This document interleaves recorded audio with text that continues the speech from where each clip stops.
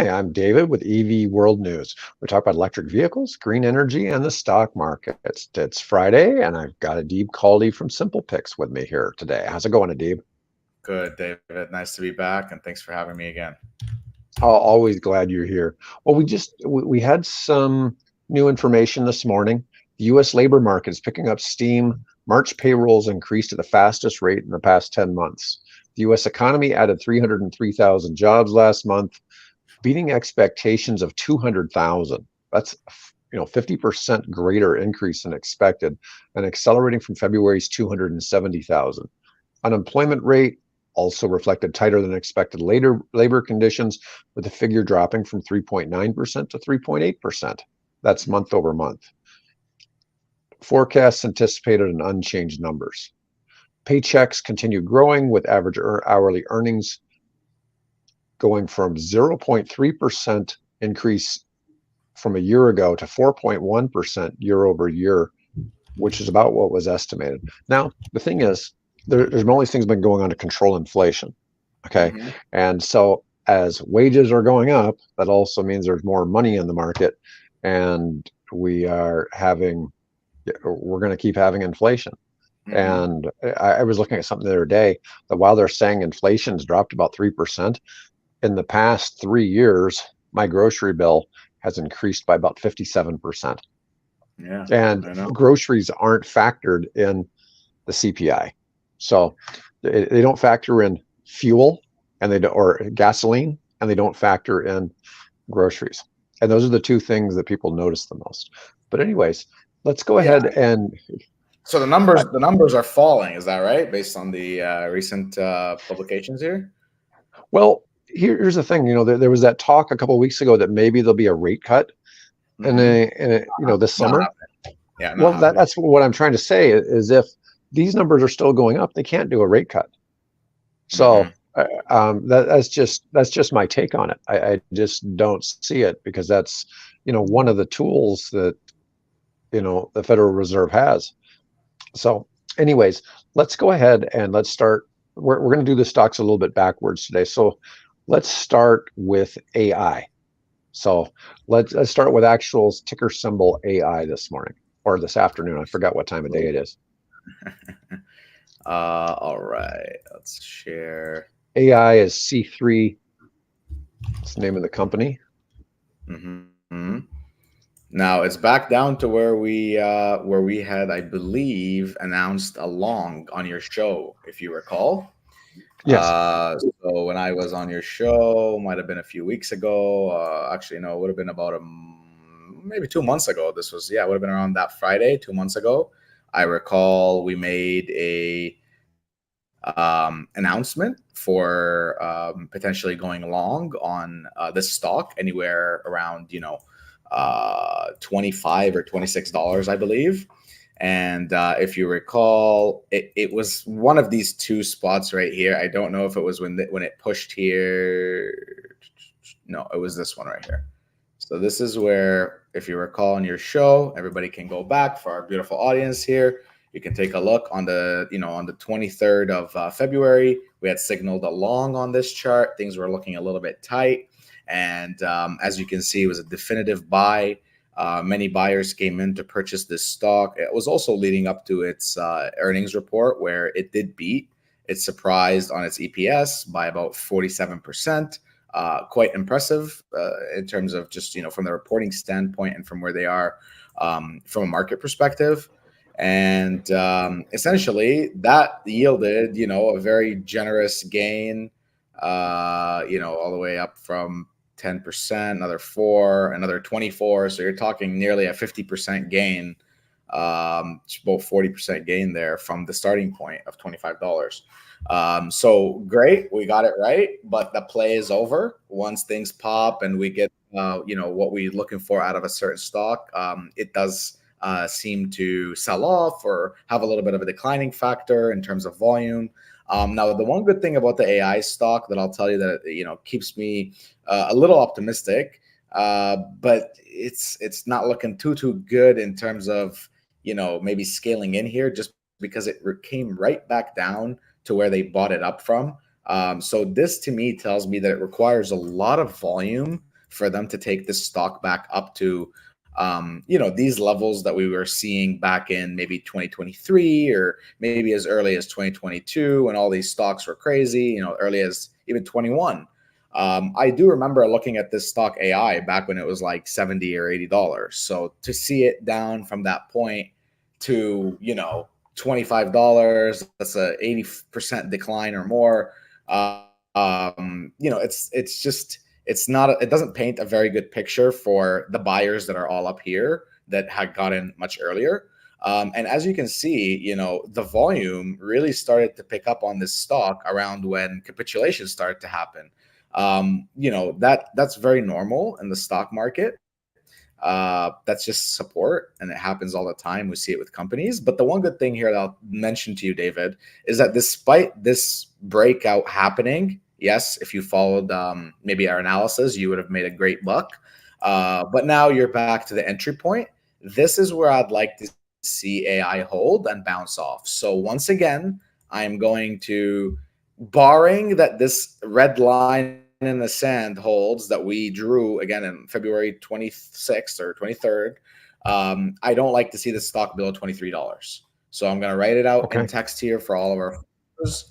You long idea is to buy at 23 to 26. And we were the previous time we made an announcement on the stock, it was to also buy in these zones. I believe used a different chart for your show.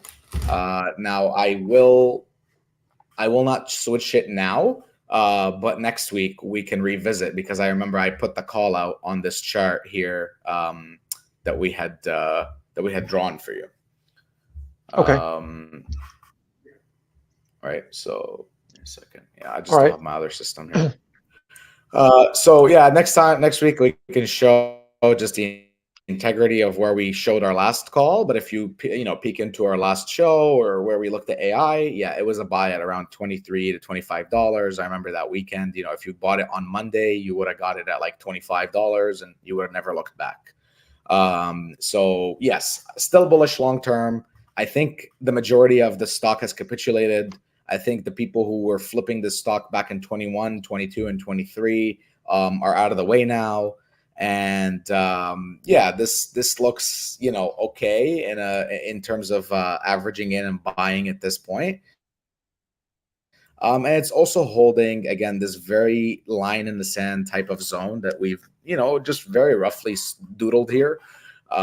It's still respecting it. So will I buy this stock, David? No, I won't buy this stock today.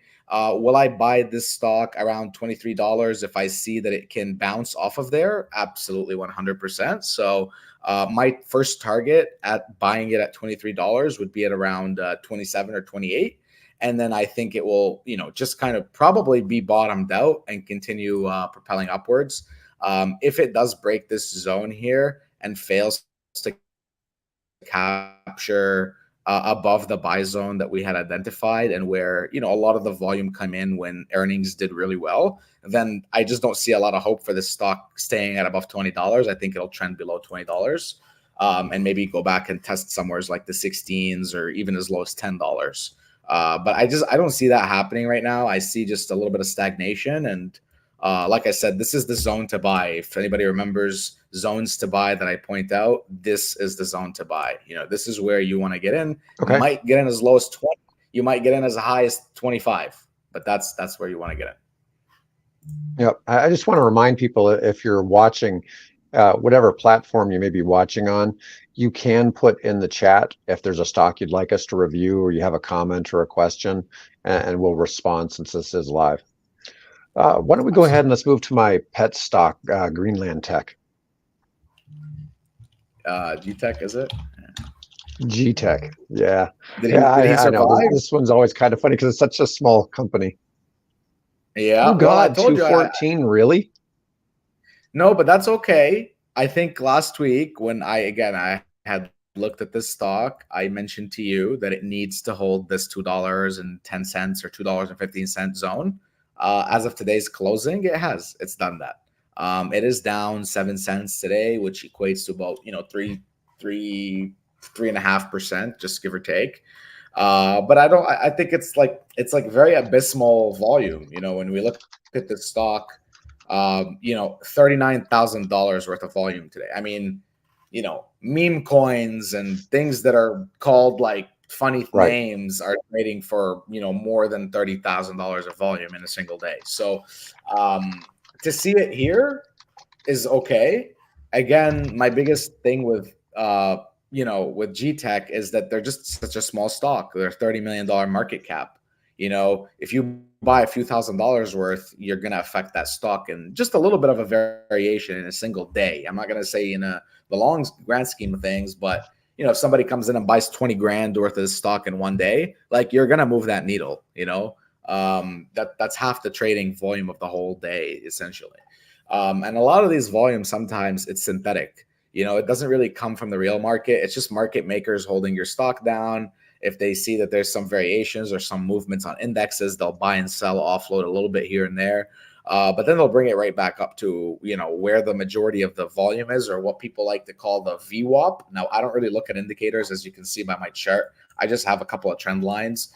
But a lot of people use indicators, moving averages, VWAPs, whatever. That's what we would be looking at here. But in terms of green tech, I just want to see it hold this. Like, I don't want to see any kind of drop below the $1.50 mark zone.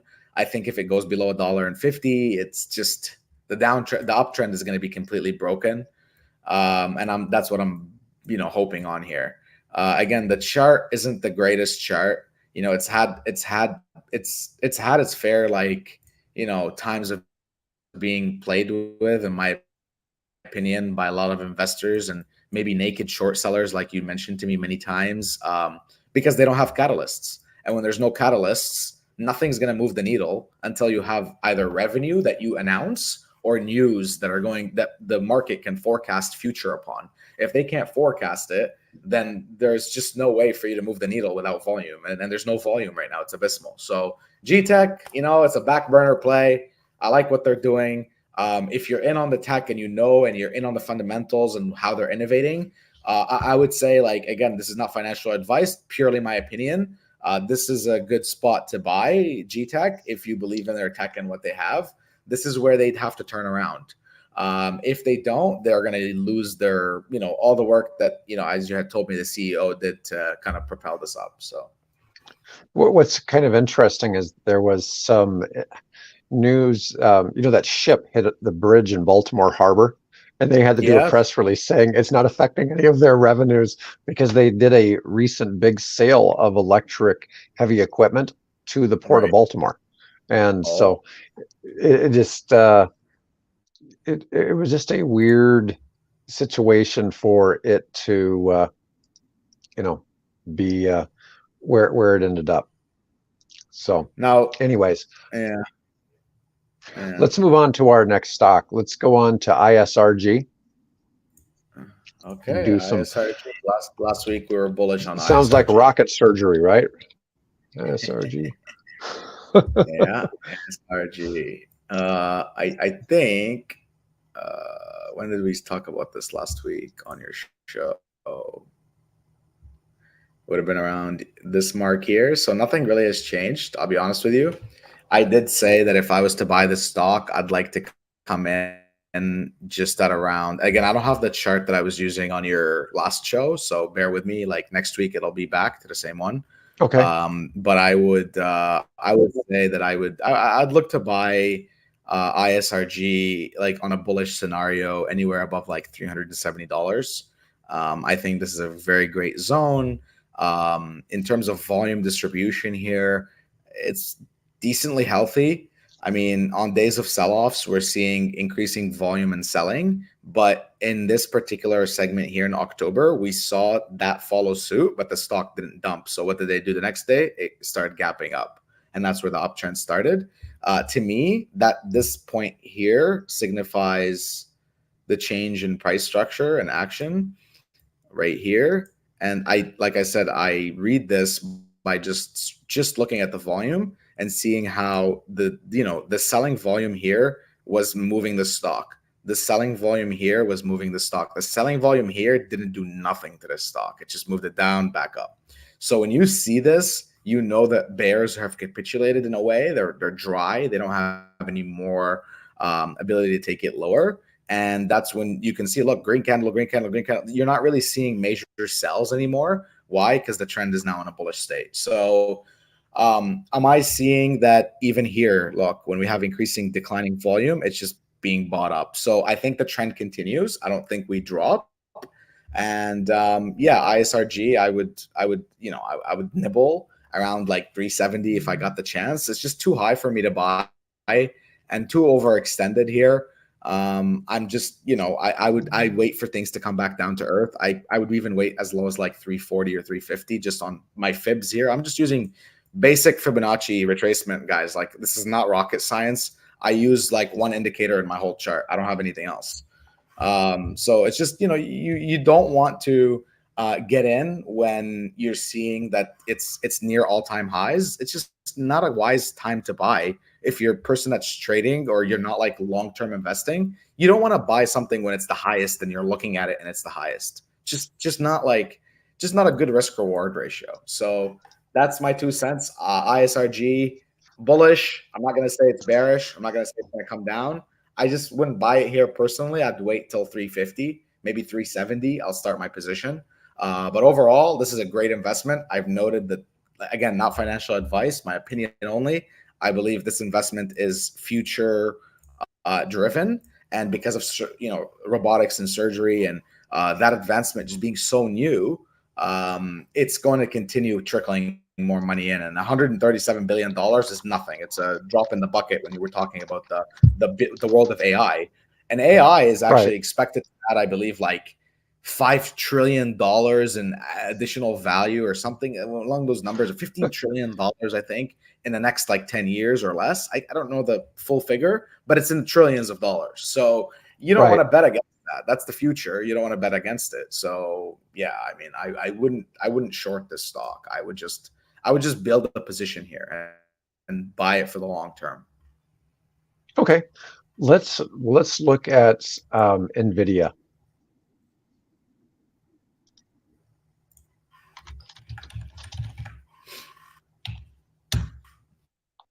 Well, NVIDIA, my predictions have come true on this. If you recall, I had told you that I would short $950 on your show. This was, you asked me multiple times when we started covering NVIDIA, either start of March or the end of the end of February.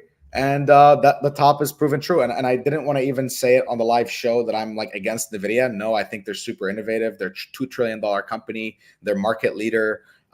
There's nothing bad to say about NVIDIA, but when something, again, if you tune into our last show and just listen to the context, when something is up like, 400% in a matter of few months, back in September, no, this is the start of the run here. November of this year, this is when NVIDIA went on its tear.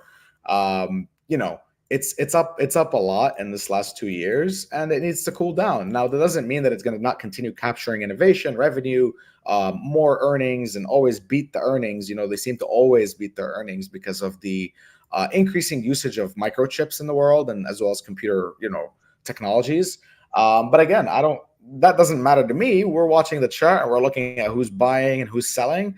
And I'll tell you, the trend is bearish. I remember I had given a call that if somebody was to do anything in NVIDIA, they would look at the 920, anywhere between 900, but I was looking at around 920 to 950 put option. And that's proven true. If you did that, you made money. You continue to make money. You're not losing a penny. Did I take it? No, I don't want to short the largest stock in the world. It's just suicide. You can isolate stocks that don't have catalysts to short, but when you're shorting a $2 trillion company and it adds 10% in one day, which is not too much for it, it's only about $200 billion. Okay, you don't want to short that, guys. Okay, why would you ever get your face ripped off? It just doesn't make sense. So yeah, would I short NVIDIA? Yeah, I mean, I stick by my bias. You asked me where it's going to go. I said down. I still think it's going to go down. I remember on your show, I said that it will nest, just around the $700 mark. And that was actually before its earnings. You asked me where it was when it was its earnings, and I remember that it was around 750. I also told you that I'll nest it around 650. It happened. Look at that. That was actually what we did on your show. You had me on here. Where did you have me? You had me on here Friday, and that was the 9th of February. It was around 750. I remember earnings were coming up. I told you, David, it's going to go down. It did. That happened. That means this trend line that I have here is now valid as a top trend line. Then it exceeded our expectations after earnings, went above my trend line, meaning now here for me, my chart says, well, don't go against this. You're suiciding. But that was a fake out. The market again tried it, rejected here again. Where are we today? Where can I see myself coming up? Okay, maybe it'll touch $1,000, but it should come back down. If I see an impulse move up, that's just unpredictable, unprecedented. And again, if you short too heavily at this point when a stock is near all-time highs, you're bound to have a lot of volatility. So it's just not with certainty, but our predictions so far have been pretty on point for the video. That's great. That's great. Thanks, Adib. Let's look at SMCI. It's probably going to be pretty much a mirror of this. I think it'll settle, like I said, around $700. So anybody who's looking to short, find yourself here at the early start of the Fib movement up to the uptrend. You're going to see it around $700. Great, great. And we're going to move on to SMCI. If anybody watching, just post in the chat. And if there's a stock symbol you'd like us to review, or if you have any questions, please feel free to join the conversation. All right. SMCI, where we at? Again, following suit. Last week we said it's a short. If you shorted $1,000, or I think I said 1,100 was the short. Again, anybody who wants to fact check me, please go watch our videos. It was just on a different chart. We said 1,100 was the short, and you didn't lose any money. So again, my opinion, where do I see the stock going? I think I had something like this going on. I can't remember what I had drew, but it might have been something around like this. And this was the downtrend here. And when we were on your show, it was right there. It was at 1,100. It was maybe on the Friday. So it was around, I'm very uncertain here. It was around right here, last Friday, the Friday before that maybe. And we had given the call out at about 1,100 or whatever that zone was as a short call. As you can see, that's followed suit. Where do I see it going again? Probably down. It may influx back up here to just to make sure that it really needs to get rejected at around 1,100. But other than that, I don't know. I would probably be more willing to short this stock than to buy it. Again, for the sheer purpose that it is up like 500% in 1 year, more. It's like 800% in 1 year. Okay, so hey buddy.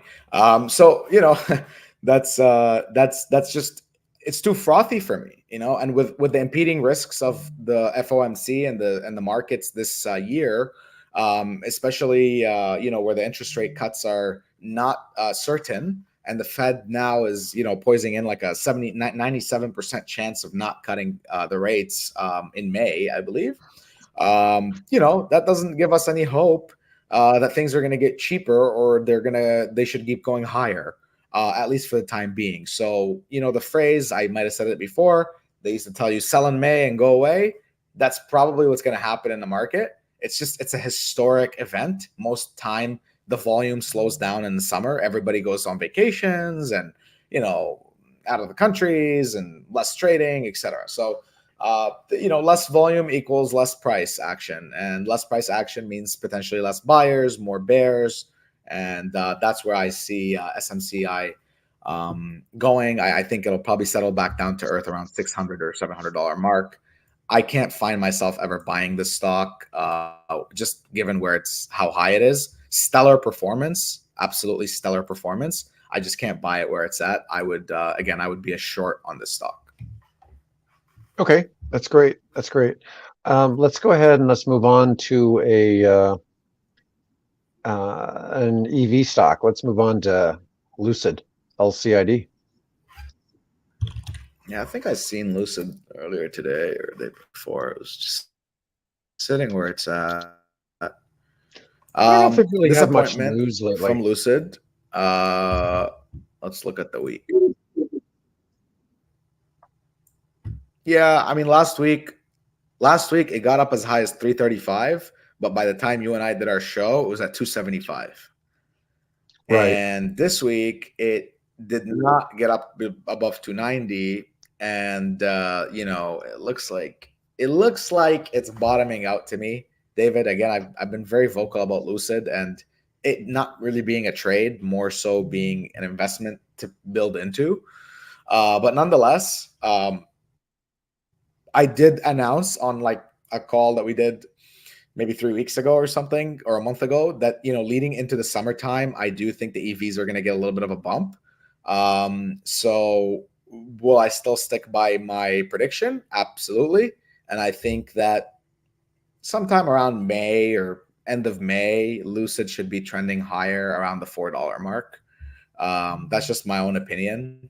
I will give a disclaimer. I started a long position in Lucid, but it's an equity position and it's on my long-term portfolio. That's just my own opinion. You can do what you like with that information, and that's just again based on really coming on your show and looking at. And a lot of the times I don't have time to look at a lot of these stocks, so I came on your right. show. I looked at Lucid, did my research, did my due diligence, looked at the fundamentals. Without maybe talking about a lot of stuff on air, but looked at the charts here, and the charts to me look okay. Again, this is a major point of the lowest it's ever been.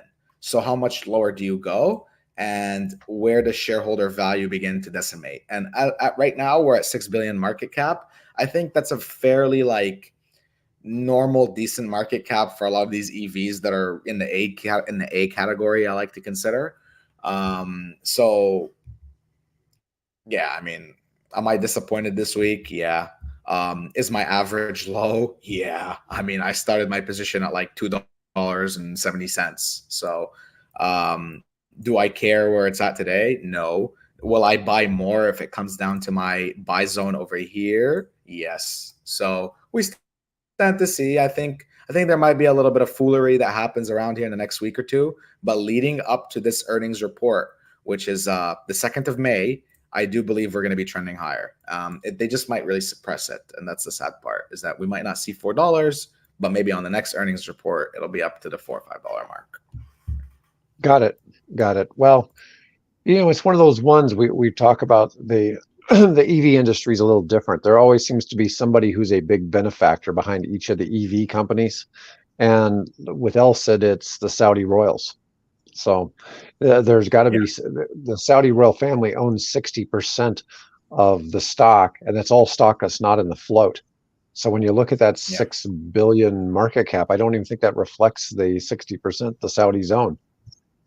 So correct. anyways, let's move on to Rivian. And All right. what's interesting is Rivian has had what I would consider to be good news the last couple of weeks, but it hasn't really. It helped the stock there for a day when it surged up to like $12, but then it dropped back down here to $10.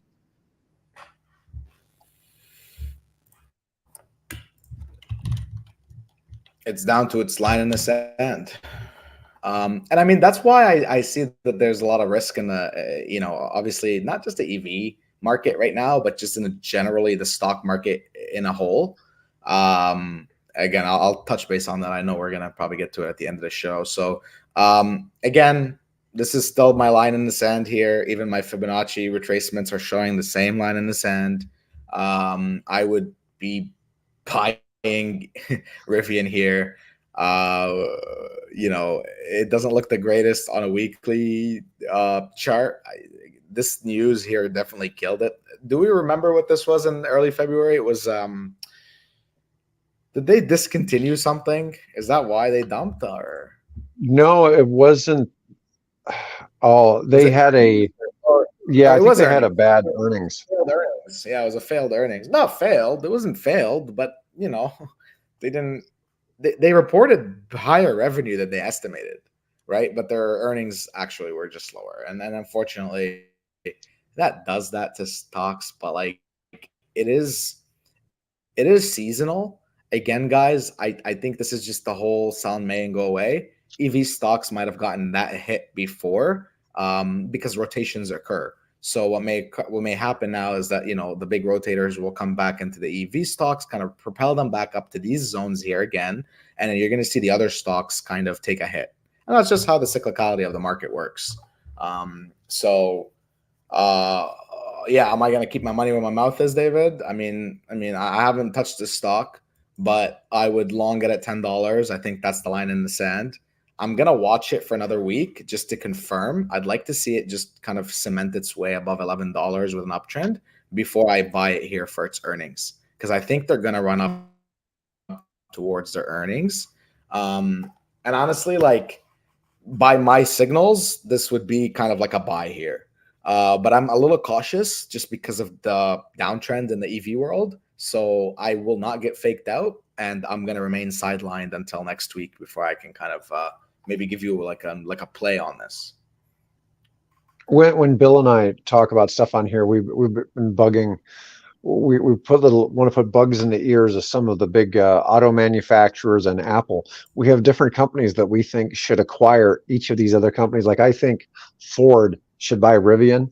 Rivian looks like a Ford brand, and Yes, it because does. to be honest, they look like a cross between the Broncos and the Range Rovers, and Mm-hmm. it just seems like it would fit in well, and they could use a little bit of a boost, and I think they'd fit well in that family. I think we're Agreed. going to, over the next 5 years, we're going to see a lot of consolidation in the EV space. And so I think that some of that makes sense. We had a request to review STI, which is a battery manufacturer. Mm-hmm. They're on the NASDAQ, STI, Uh, Solidian Technology. they're very new stock. Oh, are they? Yeah. Well, what did they IPO at?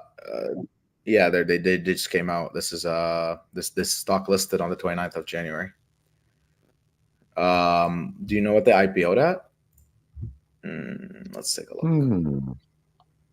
Like it's up 400% in a month, which means it's done pretty well. But it crashed from $6 or $8 of whatever API IPO'd in, all the way down to 50 cents. And I mean, this is a tactic sometimes.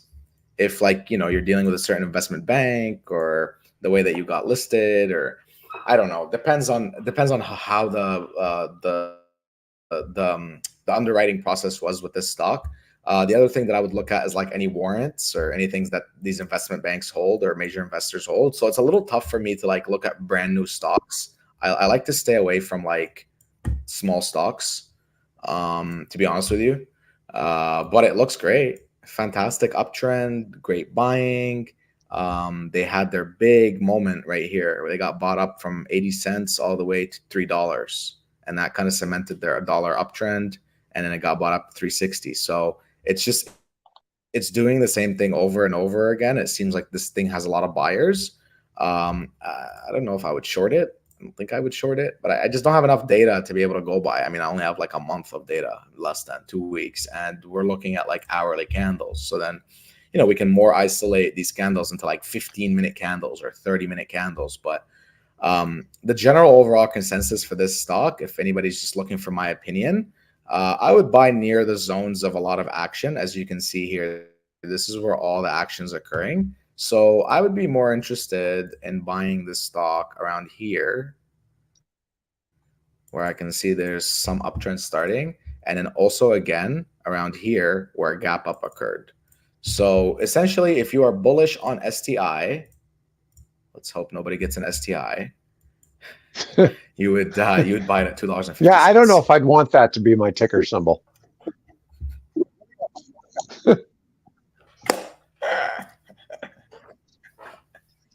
Right. So yeah, I think this thing is probably going to come down to earth just a little bit because it's up a lot in the last couple of weeks. But it would be a great buy zone at $2, and it would be a decent starting buy zone at $2.50. They do battery energy storage products. I So mean, yeah, that's excellent. It's excellent. yeah, so they make batteries specific. Seems like they have a focus on EV TOLs. And so they're in the electric aviation space.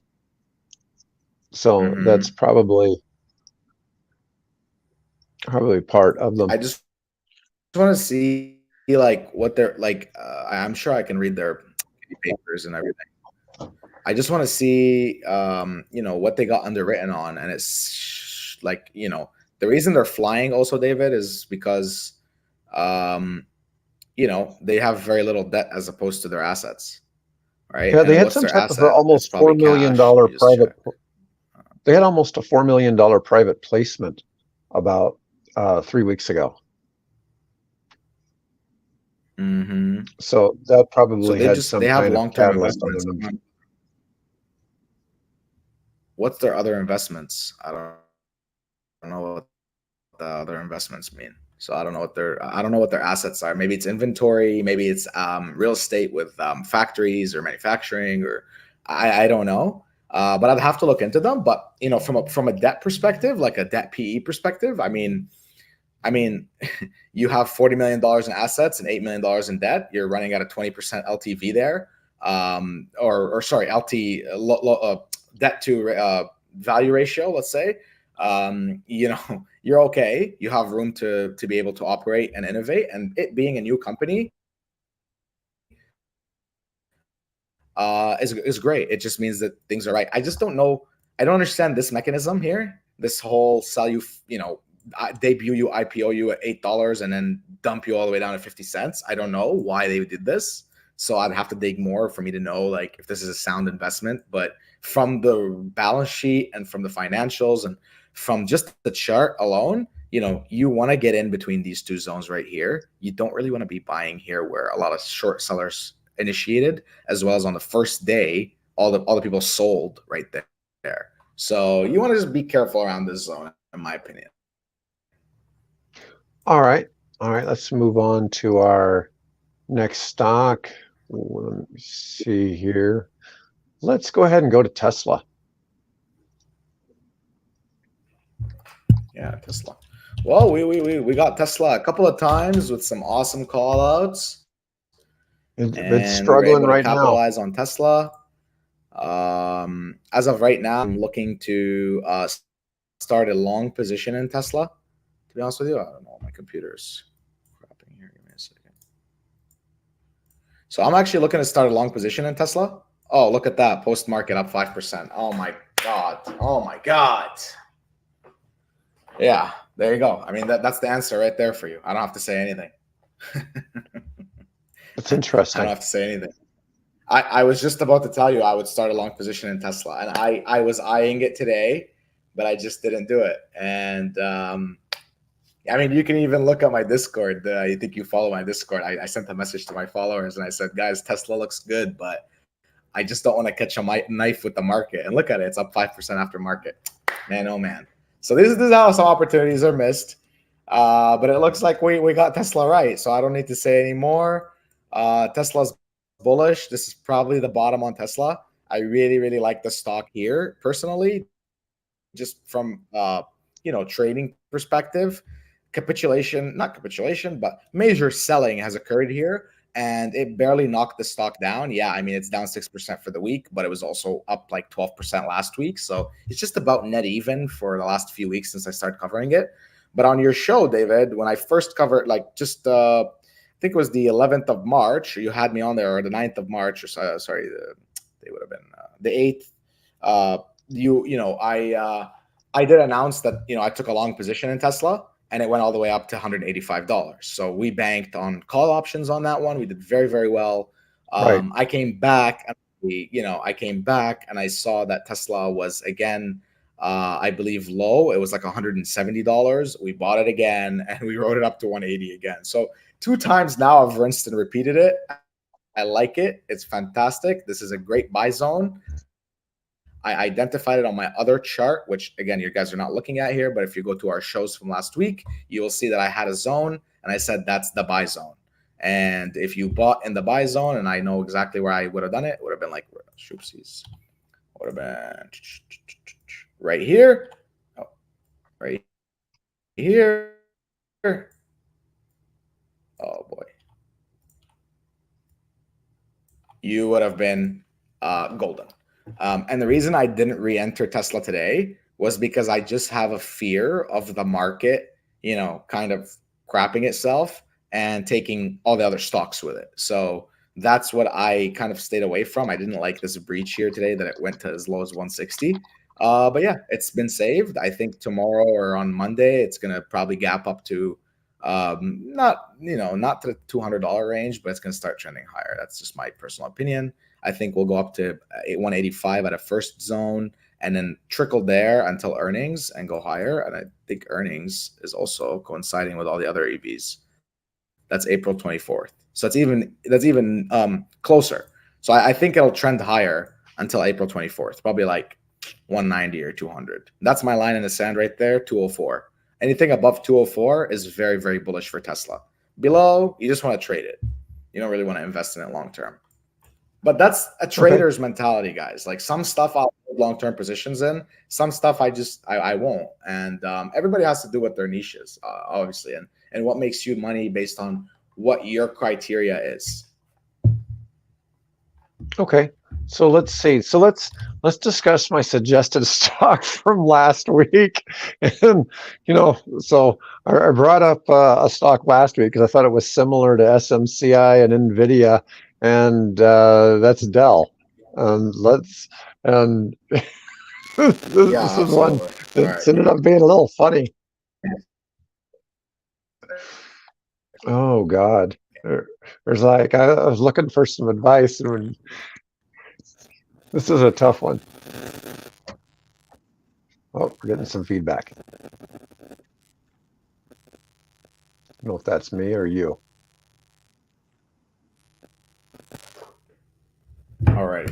Let us go ahead and look at Dell. And hey, we caught Dell on your show. Guys, it pays to get on your show and listen to us, okay? That's all I'm going to say. It's opinions. Everybody's always his opinions. Right. But if you guys have stuff that you want to see perform or you want to know where they're going to go, well, you just ask us what David asked me last week. And he said, hey, where do you see Dell going? And Dell was at $112. And I told David, you guys can, I'm not going to repeat it. You guys can go back and watch our shows. We'd appreciate the views. Okay, thank you. But I'll tell you one thing. I seen that the culture on Dell is a gap up culture here every time that it ever made a strong move. So as I told you, when I seen that it gapped up back in September of 2023, that gap wasn't filled, meaning it showed strength. We continued higher. Well, what did I say when we were on the show? It gapped up, and you asked me, and I told you, look, David, it came as low as 105. It didn't fill, meaning this has strength just like that time over here. Literally the same pattern, guys. Trading stocks isn't that difficult. And maybe it is, but you just have to learn the cues. And, as it held this gap here, it didn't fill, meaning the uptrend is really strong. I said, David, I would probably buy the stock at $110, $112. It's going to uptrend. Where are we today? I mean, the week it did, what did it do this week? Did 17% gain this week. So, and it's even up in the after hours. So, I mean, look, we may not initiate positions on every stock. We may not do things because, guys, a lot of the times when we do make a call out, sometimes it's reputational because people will follow it that are maybe like listeners of the shows or whatever tuning in. And if it doesn't work out in their favor, it gives sometimes a little bit of backfire. Of course, it's your own opinion, your own due diligence, you're the one who clicks the button. Nobody else clicks the button for you. But your job is to stay informed. And the more you tune into these kind of shows and the more that you become informed about the stock market and kind of maybe the opinions of other people, like look at us like Weather Channel, and we're just giving our opinions as like we're looking at the weather and we're reading it for you. Doesn't mean it's going to always happen. But if we're going to say, we see chances of rain and cloud, you don't want to go to the beach. Okay. So that's really all that it is. And Dell looks good, man. I mean, there's nothing I could say. I think this is probably, I wouldn't buy it here anymore. This is it. For me, this is the move. Like had I bought it at 112 or 10, I would be out. You know what I mean? So do you want me to predict it, where I see going forward? Well, we got to go on a shorter time frame. And it's also, it's already made its move. It's cemented its move. For me, this is just too late, but Dell looks good. I mean, I'm not gonna even say it's downtrending. It's gonna I think go higher, but my play is over. I have to kind of look more at a longer time frame, and right now it's very overextended, very far away from its middle, what we said, VWAP trading points. So what do you do right now? You just watch, because as I said earlier, you don't want to buy a stock at its all-time highs. Nothing. You don't want to buy anything at its all-time highs. So it's just a rule of thumb. And when that's happened now, your chances are gone unless you're willing to invest in the stock for longer term. In the case that it dumps, you don't have to sell it at a loss in a very short period of time. So that's my take on Dell. It's all-time highs. I can't really tell much more on it. Okay. All right. Well, it's been an interesting one because it seems so similar, because they do more in server sales than SMCI, and it just seems like they should be able to capitalize on It's that just the market. industries. They have different verticals a little bit, and sometimes that causes different, like, again, rotations in the market. But yeah, man. So let's look at just the overall market a little bit. Let's look at SPY. Sure. S&P 500. Yeah. So unless I get Absolutely. some requests from the chat, this will be our last one for the day. Well, look, guys, if you follow me on my public socials or Twitter or anywheres, I have some Discords, some frees. We made a call out yesterday. Actually, we made a call out 2 days ago, and we said that the market looks like a short at $523 on the S&P 500, so 5,230, and that it's going to get there in a day. And that was actually on the 3rd of April. It was at 517 on a close. It opened up, it hit the 523 mark.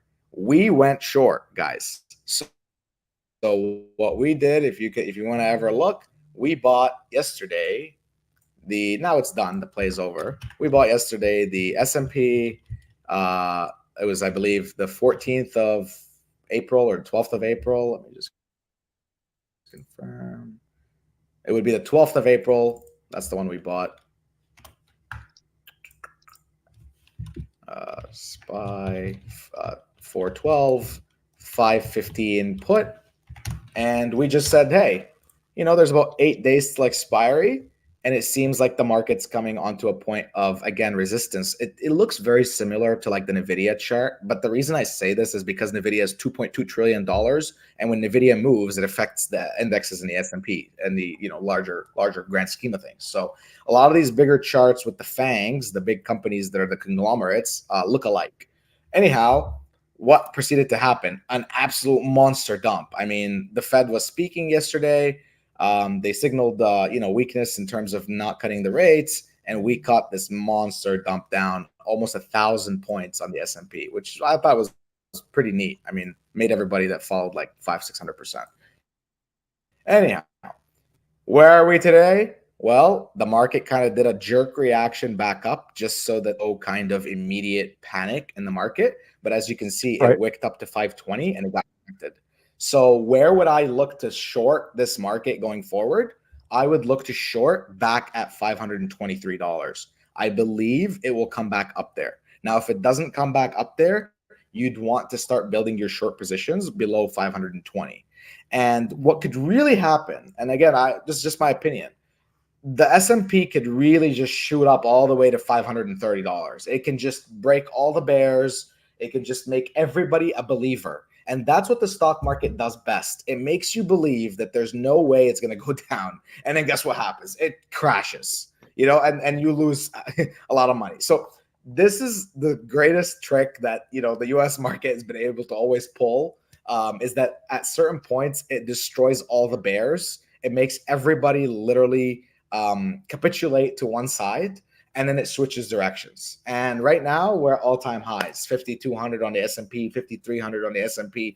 I mean, beyond my wildest dreams, looking at where the economies are, where interest rates are, where the US dollar is, where the impeding world political like risk of war is. I mean, it doesn't make sense, but it seems like it's still going higher. So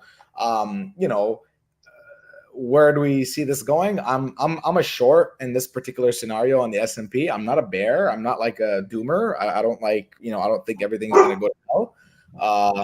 But I do think that S&P is now a short. And if it does go to 530, I would probably double down on my short if I'm shorting the stock. So, I catch opportunities myself. I caught 1,000 points. For me, that made up my whole trying to short it on, taking my time with it. Well, I did all that in 1 day or 2 days. It was excellent. And now we move on to the next opportunity. My next opportunity is looking to potentially catch more shorts on the market anywhere between, I'll write it down here. So short market between 520 to 530. And again, guys, this is my personal opinion. Only take it with a grain of salt.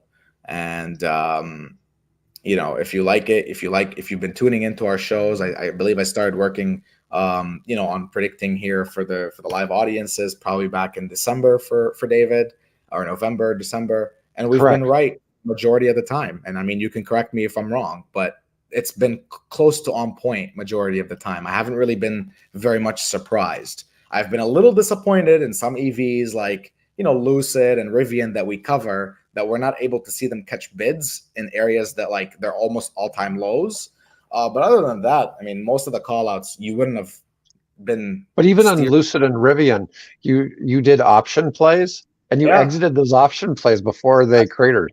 Absolutely. On Lucid, we did 300%. On Rivian, we did like 200%. On Tesla, we did like 700% collectively. I mean, like that's 2-3 times playing the stock.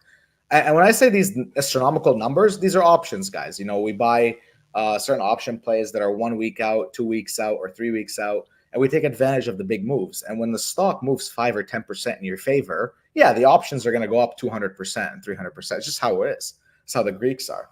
We've been very much on point for the majority of everything, to the most recent one, like Dell last week. It was signaled as a bullish call. Look what happened, up 17% on the stock. The stock market now, we're signaling it's a short. Well, yesterday we caught a monster short. Today, I'm not going to come back and give those profits back. So I'm going to say, well, I'm looking to nibble in this zone. This is where I see weakness in the U.S. stock market. But I could very well be wrong, and it could very well continue bulldozing higher. But this is, I mean, it's about damn time. But I'll tell you one last thing here just to end, David. On our public free channel, again, everything is free that you can follow us in. We did actually call this bottom here, and we went long at $414 on the S&P. If you notice, I mean, wow, it exceeded any of our expectations. I'll be honest with you. We sold at like 430. So we sold over here, 440, like just around right here. Because it exceeded our expectations. And what did we proceed to do? We'll just take advantage of the rest of the other stocks that we can throughout this rise up. So that's really all I got. I'm not too overly optimistic to throw all my money at the market. Now, if you listen to any of my podcasts a year and a half or 2 years ago, I would have been telling you it's a bubble, but it's a massive bubble that's not going to stop. And you should probably keep throwing your money at the stock market. But times all change. So presidential elections are coming up. Be careful. You don't want to be buying stocks at the all-time highs. That's all I got. It's good advice. Well, this has been a good show. We keep going a little longer and longer, but that being said, we may have to at some point start doing 50 minutes on a regular basis. So we've gone for 54 minutes today. That's good. It's our longest show, but definitely pulled in some pretty good audience I can see here, and love to continue putting these shows on and hopefully predicting the markets accurately for everybody. Folks that are watching, we're glad to have everybody watching. It's also helpful if you've got stocks you'd like us to review and give an opinion. Please post them. We're more than happy to leave some commentary on them. And otherwise, we're going to go ahead and cut the show. Wish everybody a good weekend, and we'll see